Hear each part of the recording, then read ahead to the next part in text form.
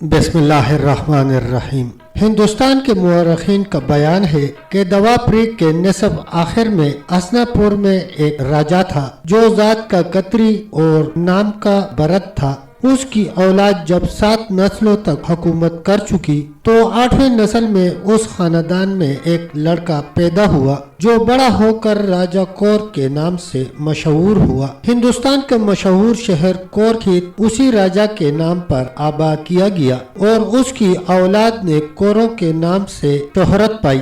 راجا کور کی چھٹی پشت میں ایک لڑکا پیدا ہوا جس نے بڑے ہو کر راجا چتر برج کے نام سے شہرت پائی۔ یہ ایک عظیم المرتبت راجا تھا۔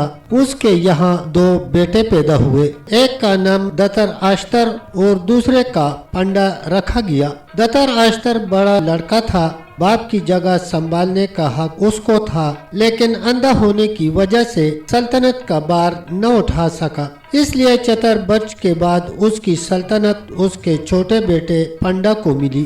پنڈا کو بڑی عظمت اور جلالت نصیب ہوئی جس کا اندازہ اس سے ہو سکتا ہے کہ اس کی اولاد خود اس کے نام سے مشہور ہوئی اور پانڈو کہلائی۔ راجا پنڈا کے یہاں 5 لڑکے پیدا ہوئے، 3 ایک بیوی سے اور 2 دوسری سے۔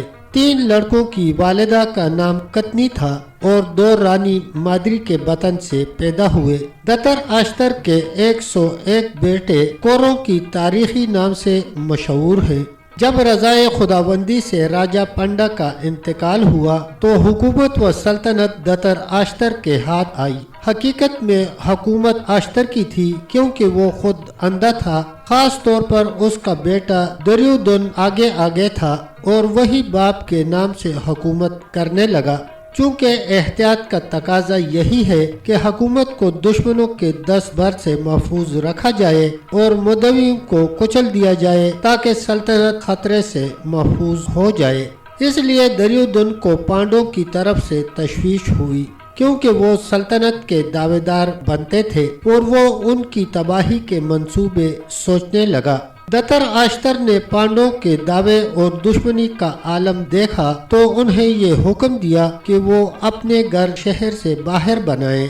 اس میں یہ مصلحت تھی کہ شاید دوری کے سبب جنگ کے شعلے زیادہ نہ بڑھیں۔ جب دتر آشتر کے اس حکم کی تعمیل ہونے لگی اور پانڈوں کے لیے گھر تعمیر ہونے لگا تو دریودن نے کاریگروں اور معماروں سے مل کر یہ طے کیا کہ اس گھر کو رال اور راکھ سے بنایا جائے تاکہ ایک چنگاری دکھانے ہی سے اس گھر میں شعلے بھڑکنے لگے اور دشمنوں کا نام و نشان تک باقی نہ رہے۔ پانڈووں کو اس سازش کا علم ہو گیا، لہذا وہ چوکنے ہو گئے اور اس مکان میں بڑی احتیاط سے رہنے لگے۔ ایک رات موقع پا کر پانڈووں نے خود ہی اپنے مکان میں آگ لگا دی اور اپنی ماں کو لے کر جنگل کی طرف روانہ ہو گئے۔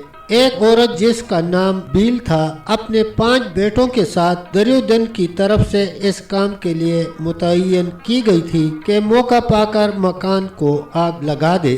اتفاق سے وہ اس مکان میں موجود تھی اور اس آگ میں جل کر خاک ہو گئی۔ دریودن کے جاسوس نے اس عورت اور اس کے 5 لڑکوں کے جلنے سے یہ سمجھا کہ پانڈو ماں اپنی ماں کے جل کر مر گئے ہیں، لہذا انہوں نے یہ اطلاع دریودن کو دی کہ دشمن کا خاتمہ ہو گیا ہے۔ کورو یہ خبر سن کر بہت خوش ہوئے اور اپنے آپ کو دشمن کے خوف سے محفوظ و مامون سمجھنے لگے۔ اس واقعہ کے بعد جیسا کہ مہابھارت میں لکھا ہے، پانڈو اپنی وضع قطع اور نام بدل کر جنگل سے شہر میں آ گئے اور قلعہ ضلع فرخ آباد کی تحصیل قائم گنج میں واقع ہے، آج کل اس کا نام کمپل ہے، میں آ کر آباد ہو گئے اور یہاں کے راجا کی دروپدی سے مشترکہ شادی کر لی۔ یعنی 5 بھائی دروپدی کے شوہر تھے۔ ان کے نزدیک یہ مشترکہ شادی باہمی اتحاد و محبت کا سبب تھی۔ دروپدی کے متعلق یہ طے کیا گیا کہ وہ ان بھائیوں کے ساتھ 72 روز باری باری سے رہا کرے، چونکہ اس طرح کی شادی ہندوؤں کے قانون کے مطابق جائز نہیں ہے، اس لیے بہت سے ہندو عالموں نے اس واقعے کی مختلف تعویلیں کی ہیں، واللہ عالم۔ پانڈو کی پیشانی سے اقبال مندی کے آثار نمایاں تھے، اس لیے ان کی عظمت و شان دن بدن بڑھتی رہی۔ دریودن اور اس کے حواریوں کو جب اس واقعہ کا علم ہوا تو وہ اس کی تحقیقات کرنے لگے اور آخر کار انہوں نے حقیقت کا سراغ لگا ہی لیا کہ پانڈووں کے جلنے کی اطلاع غلط تھی اور وہ ابھی تک صحیح و سلامت موجود ہیں۔ اب کورووں نے ایک دوسری چال چلی اور اپنے چچا زاد بھائیوں سے دوستانہ مراسم استوار کرنے کی کوشش کی اور ان کی طرف محبت کا ہاتھ بڑھایا۔ انہیں ہسنا پور آنے کی دعوت دی۔ پانڈووں نے یہ دعوت قبول کر لی اور ہسنا پور جا پہنچے۔ دریودن نے ان کی بڑی آؤ بھگت اور خاطر تواضع کی۔ دونوں میں حکومت کی تقسیم کے متعلق یہ فیصلہ ہوا کہ ان کو حکومت میں شامل کیا جائے۔ اس طرح حکومت دو حصوں میں تقسیم ہو گئی۔ اس تقسیم کے بعد سلطنت کے اکثر امیروں نے پانڈووں میں اقبال مندی اور جہانگیر کے آثار دے کر ان کی اطاعت قبول کی۔ اس پر ظاہری طور پر تو دریودن بالکل خاموش رہے، لیکن دل ہی دل میں پانڈوں کی تباہی کے منصوبے باندھتے رہے۔ تب تک دوستو اتنا ہی، ملتے ہیں انشاءاللہ ایک اگلی ویڈیو کے ساتھ۔ تب تک کے لیے اللہ حافظ، اللہ نگہبان۔